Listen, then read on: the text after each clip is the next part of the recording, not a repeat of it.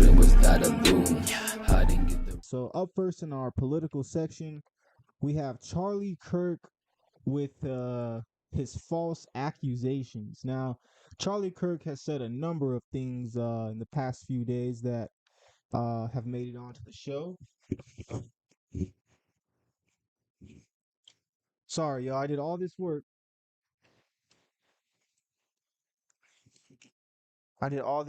and then freaking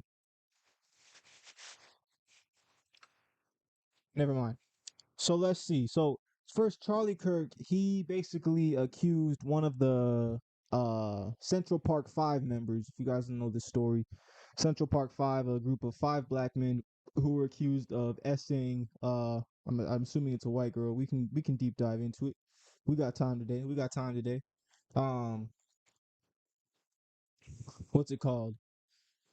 Uh, yeah. So the 5 black guys were accused of essay, and they all got off. So were found not guilty, right? And so Charlie basically, let's get into it. He said something basically accusing the one of the guys of doing the essay. So that's a huge technical foul here on the Hooligans podcast. So let's see. Charlie Kirk. Um, yeah. So he has the Central Park Five comments, and then he has these black pilot comments. Let's check this out. Central Park 5.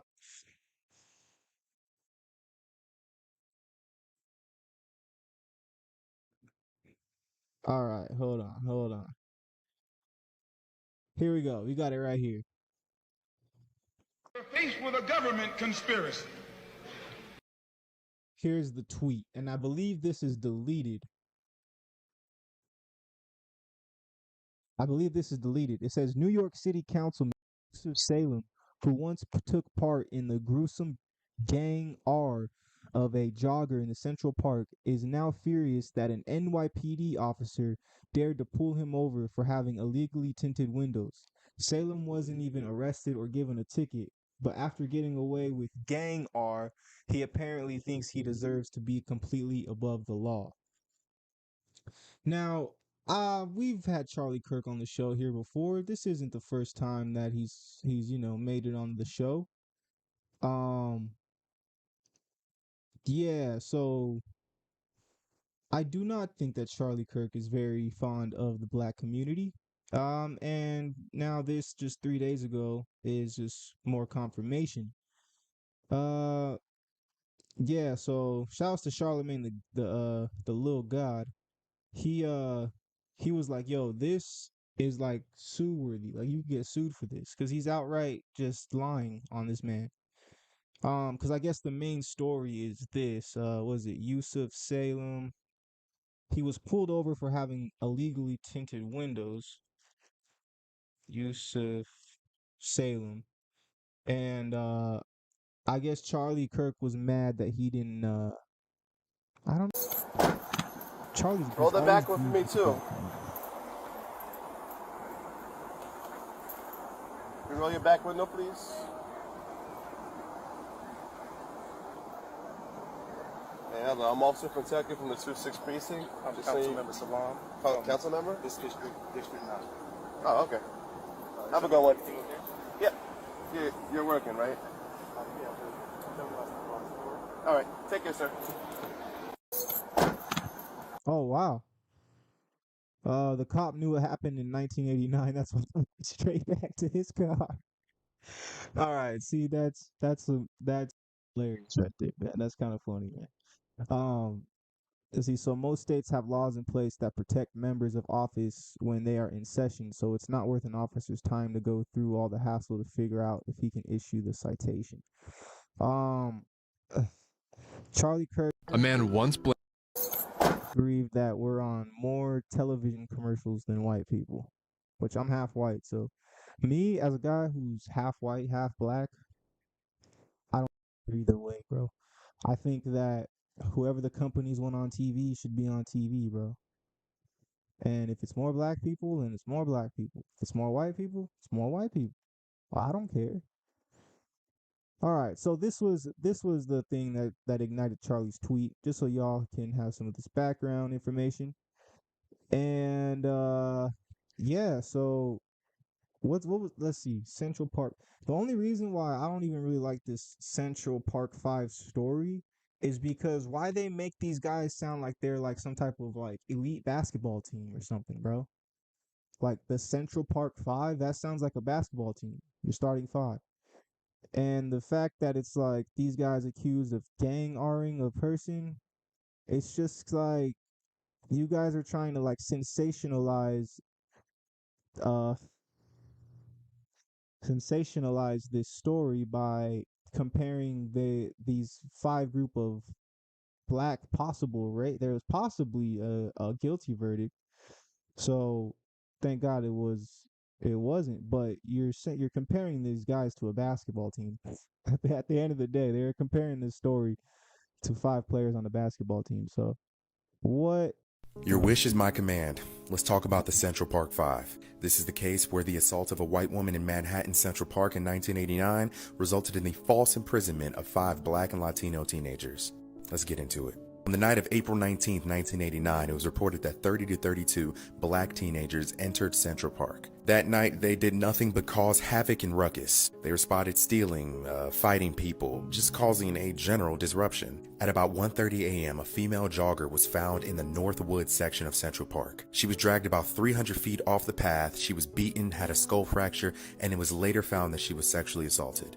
There was no evidence of multiple perpetrators. Keep that in mind, that's going to be important later. The New York Times characterized this attack as one of the most publicized attacks in the 1980s. The media began to quickly refer to her as the Central Park Jogger, which turned this into the Central Park Jogger case. As you can imagine, the police were all over this case, and they took about 20 teenagers into custody almost immediately. 2 of these teenagers were 14-year-old Raymond Santana and 14-year-old Kevin Richardson, pictured above. 3 remaining teenagers from this picture above were also brought in for questioning. 15-year-old Antron McCrae, 15-year-old Yusuf Salam, and 16-year-old Corey Wise, who was...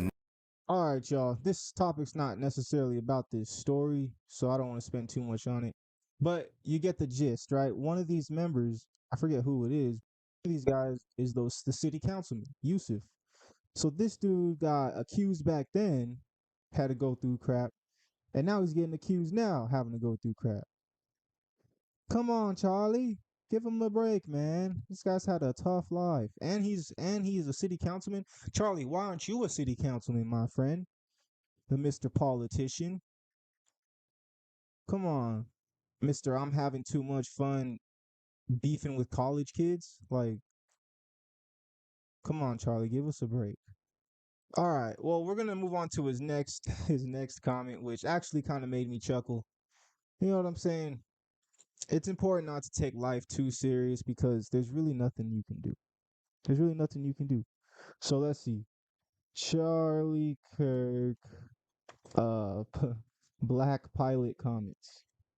So the story goes that I guess there's this, you know, uh, operation or whatever that's happening called DEI or something like that. It's like diversity, equity, and inclusion or something like that. So basically, they're trying to have equal races amongst the jobs, which in turn kind of sounds good, but that kind of sounds very similar to socialism. Now, before you call me a racist, before you call me an Uncle Tom, uh, it's like at the end of the day, you want the best person. You want a skilled person at the job. You don't even necessarily need the best person at the job, right? Like, um, out of all the pilots we have now, there's a bunch of B players, a bunch of B pilots, if you will, who do the job just fine. So you don't necessarily need the best, but you need to have somebody who knows how to do the job, right? In the NFL, there's one quarterback that would be considered the best. Everybody else kind of knows how to do the job, but the everything runs fine, right? So I say that to say I don't care what race. Hiring by race in itself is racist. It's like if it's like, yo, we need to have 5 blacks, 5 whites, 5 Asians, and then it's like if you're hired, you're like, yeah, I'm just. But that's kind of how I felt when I was a model, and I was like, yo, I'm like I was usually the only black guy on set. I was like, oh, I'm the black guy they chose. Sweet. And I mean, it's work. I don't care.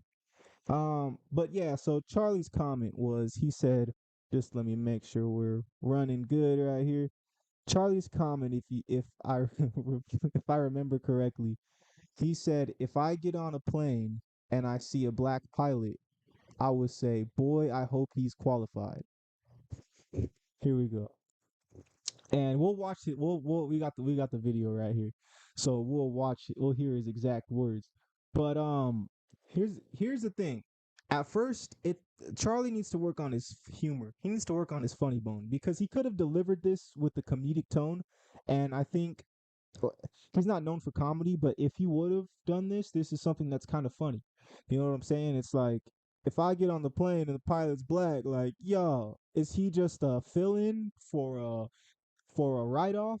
That's what Charlie's point is, which maybe my point is maybe he could have used a different race. Maybe it was specifically about black people. We'll figure it out. But my point is it's kind of funny, and it's like yo, if I got on the plane, right, and like if I got on the plane, if I saw a woman pilot, but for real, like to be honest, I'm not even thinking about the race of the pilot when I'm getting on a plane. Like that's the last thing I'm thinking about, bro.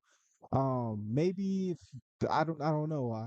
I don't know why I'm not concerned with that. I just not concerned. It's not something, I'm just like, yo, can we just get there? But here's the thing. Now to kind of wrap this up, Charlie. Here's my response to Charlie saying, "Boy, I hope he's qualified." I would say, and this is a joke, everybody. I would say, bro, I'm like black people are known for learning things in half the time that a white person can. So what do you mean, bro? I'd be like, bro, are you concerned that if you see a black player in the NFL, are you concerned if he can play football? If you see a black person in the NBA, are you concerned if he could play basketball? No, bro, because you already know we got the skill to pay the bill. You feel me? So if you see a black pilot, you better know he's saucing on that, bro. You better know it's soul plane in that BI. You feel me?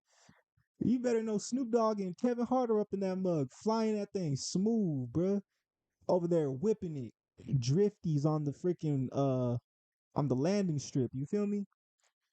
No, I mean, come on. That's a joke there. Like black people are known for being good at everything, right?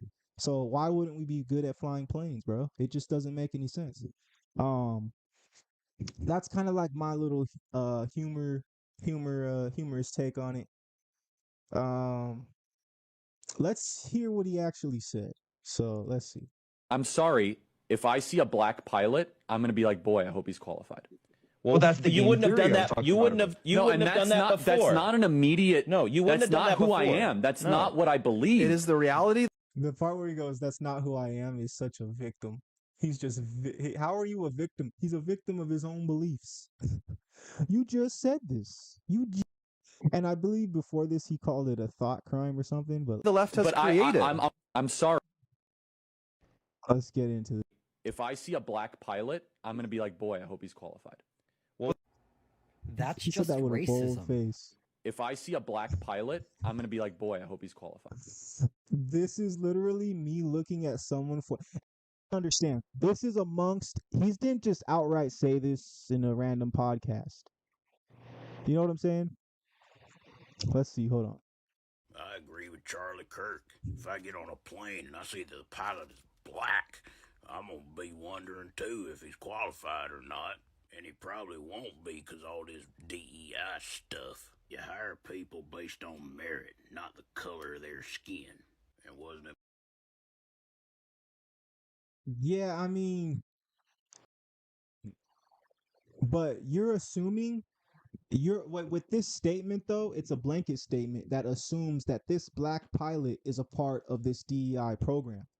What if the nigga just got hired because he's nice at flying planes, bro? Like that's a total possible scenario as well. So,